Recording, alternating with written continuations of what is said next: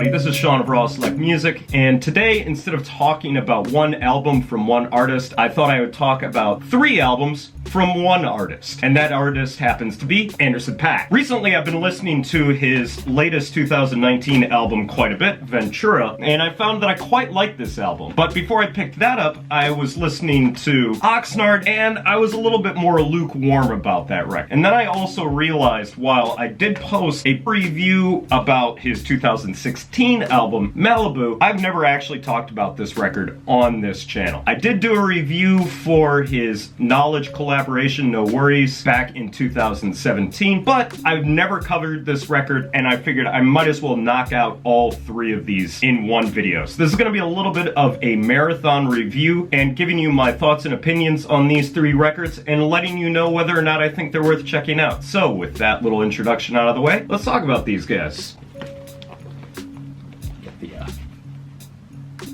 So for those of you who are unaware of who Anderson Paak is at this point, I'd be really shocked and surprised. I think Anderson Paak has been one of the quickest, fastest rising stars in modern music, especially in the last 4 to 5 years. He seemed like he really gained most of his traction with his collaborative track with Knowledge on the No Worries project, Suede, which actually, in all honesty, I wasn't all in on that song when it first came out. I did like the beat behind it. I thought it was alright, but for whatever reason, Anderson Paak's sort of braggadocio approach to lyricism and his half-spoken, half-rap style didn't really appeal to me all that much at the time. But over time, listening to some of his other tracks, I got a little bit more acclimated to his signature style, and I've become, over the years, quite a big fan and pretty much look forward to any time that he puts out new music. So going from the fact that I was already into his music through Malibu, I was pretty hyped to hear that he had a project coming out last year in Oxnard, although a little bit weary because I'm not the biggest fan of modern Dr. Dre productions. I think he's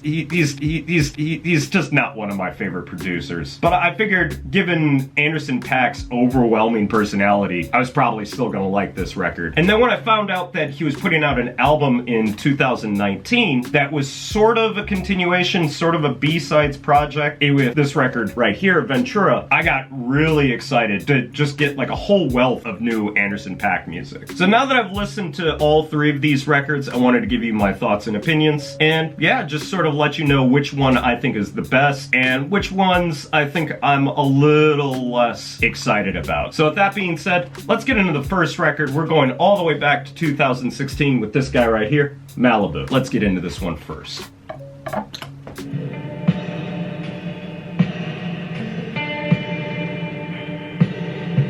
Of all of Anderson Paak's projects that I've heard up until this point, Malibu is easily my favorite. From the production end, from the vocal performances, to the lyricism on this record, I think Anderson Paak is just in absolutely top form. The production end of this record, I think it's its most varied and its most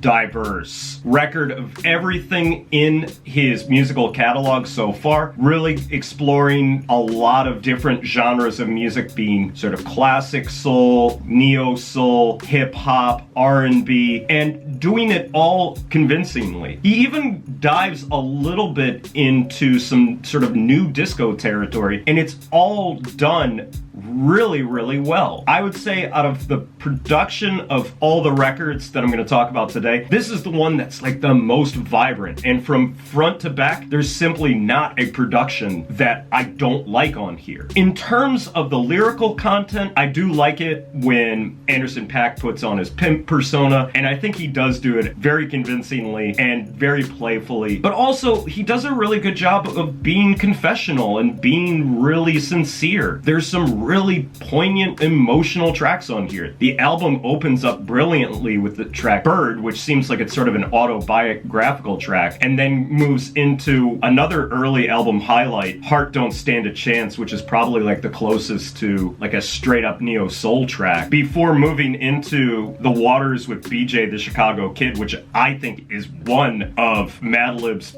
best understated productions, and then moves into The Season, which I think features one of Ninth Wonder's most epic productions. It's all really soulful. Every time that you think you know the direction that the album's gonna go in, it throws you with another left hook, and it always feels fresh and interesting. My one complaint with this record has less to do with the sort of lack of a sort of cohesive line to it, because honestly, compared to a lot of other people out there, I think this is actually pretty coherent in its sound. Even when it does go off in a variety of different directions, it still feels consistent with the rest of the tracks on this record. The one thing that I don't really like about this, and I am not saying that I am a prude by any stretch of the imagination, some of the more, shall we say, romantic tracks on here just go a little bit into tasteless territory for me. Not because they're crude or anything like that, but just they're sort of a little bit on the cringe-inducing side. And most of those are in sort of the later tracks, specifically with the song Waterfalls, which I am not a fan of at all. But I do like the instrumental on it. It's a track that I can sort of take it or leave it. It's not bad necessarily, but it's the one track that I'm just never all that thrilled when it comes to listening to this album all the way through. I think it's Anderson Paak's most sincere. I think it's Anderson Paak's most autobiographical, and I think it's just honestly his most poignant record. The emotional moments hit really hard. The instrumentals on here are really good, and even when he does go into some of the more braggadocio tracks on here, it still works. His rapping is tight. The guest verses on here, he even made Schoolboy Q and The Game sound good on the same record, which, not being a huge fan of either of those two guys, I think is quite a strong accomplishment. And when it comes to any of Anderson Paak's projects, I would say easily Malibu is his best project to date.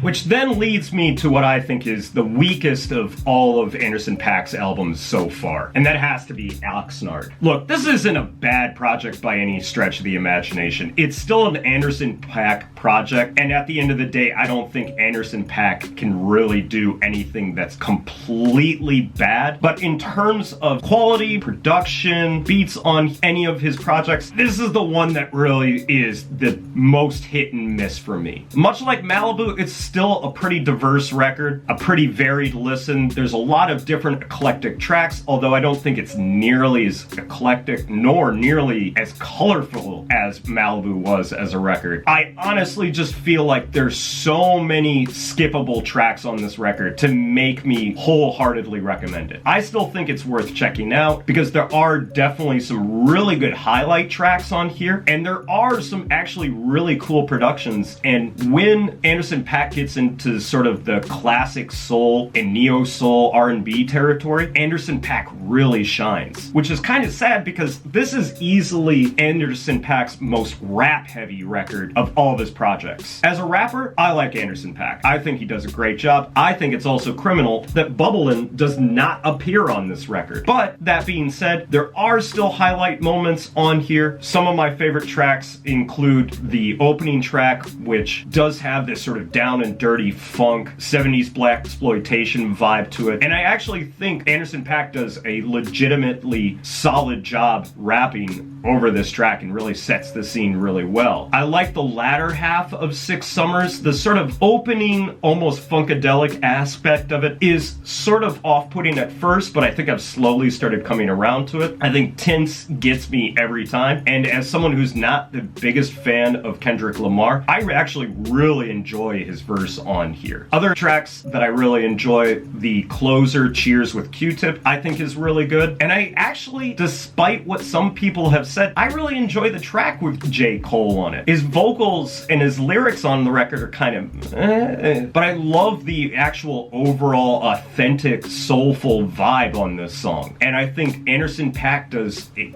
great job both in his vocal delivery and lyricism on this song. So where does this record really go wrong for me. For me, the biggest issue that I have is some of the beat selection on here. I think is the weakest of all of his projects so far. From the second track, Head Low feels like it's a B-side. It's not fully formed. I'm also not that big of a fan of the sort of lyrical picture that he paints on this track. Again, not a prude. I just wasn't all that interested in hearing about, well, the content that he talks about in that track. And also, Who Are You is another beat on here that I'm really not a fan of. And the bonus track, Left to Right, where Anderson Paak takes on this sort of Jamaican patois, if you will, really just doesn't work for me. And the beat in and of itself is just really feels like lazy, run-of-the-mill, late 2000s Dr. Dre to me. The production on here is still pretty solid. I feel like this record feels a little bit cleaner than Malibu, but I think in getting rid of sort of the edges and sort of the grit that was still prevalent on Malibu, it does sort of lose a little bit of the funk and a little bit of the edge. Still, that being said, even though this is easily my least favorite Anderson Paak project to date that I have heard, there's still a lot of enjoyable moments on it, and I still do recommend that you check it out. It seems like the general consensus is a lot of people like this record more than I do, but it doesn't mean that this record is skippable. But I would say of all of his records that he's put out so far, this is the one that I'm probably going to be coming back to the least.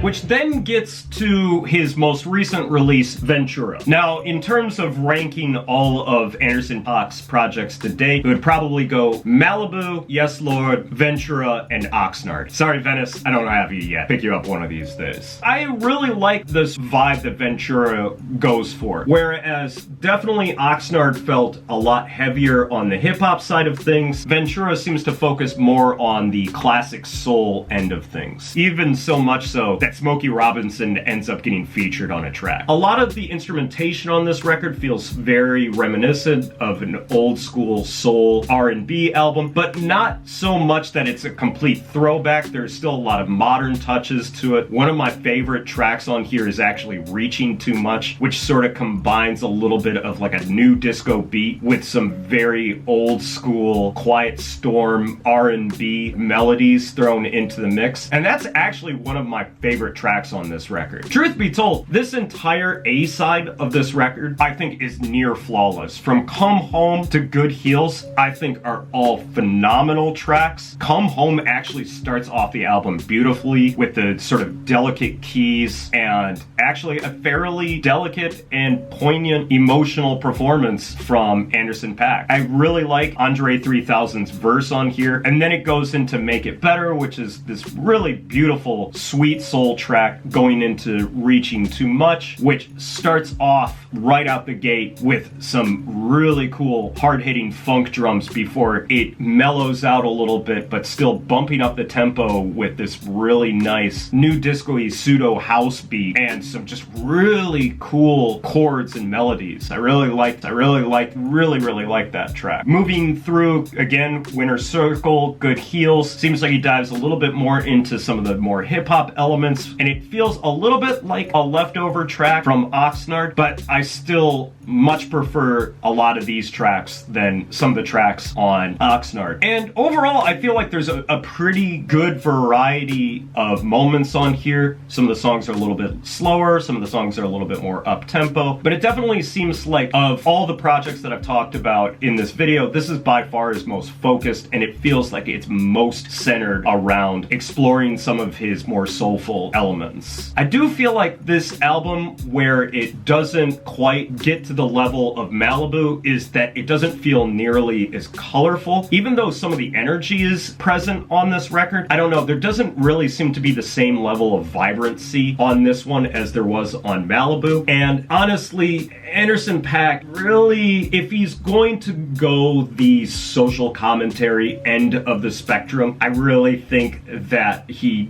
needs to dive into into a topic a little bit more, because just hitting on social commentary talking points and throwing those talking points into a song honestly just doesn't really make for that compelling of lyricism. But it's really only one track on here, and while the B-side doesn't really have the same sort of energy and the same sort of creative inspiration that the first side of the album does, I still feel like the B-side is worth listening to all the way through. I definitely feel like thematically this is his most consistent record, and it's still an album that I really do enjoy going back to quite a bit. I definitely think it's probably on the more moody and mellow end of the spectrum for Anderson Paak, but that doesn't make it any less of a quality project. This has a very strong chance of ending up on my favorite records of 2019. So that's going to be it for me today, guys. Thanks as always for watching. If you've checked out any of these albums that I talked about in this video, please let me know what you thought about them down in the comments. As always, if you want to hear them for yourself, please head over to my WordPress or Steemit blogs, because that's where I'll be posting audio links to any of the records that I talk about in my videos. And as always, please head over to my Mixcloud, where you can check out the Raw Select Music podcast, as well as the Raw Select radio show, where I talk about any of the records that I talk about on this channel, as well as being able to hear some of the records that I don't get a chance to talk about on this channel. Links, as always, to everything down in the description. So that's going to be it for me today, guys. Thanks as always for watching. Hopefully you enjoyed this video, and I will catch you in the next one. So until then, peace out!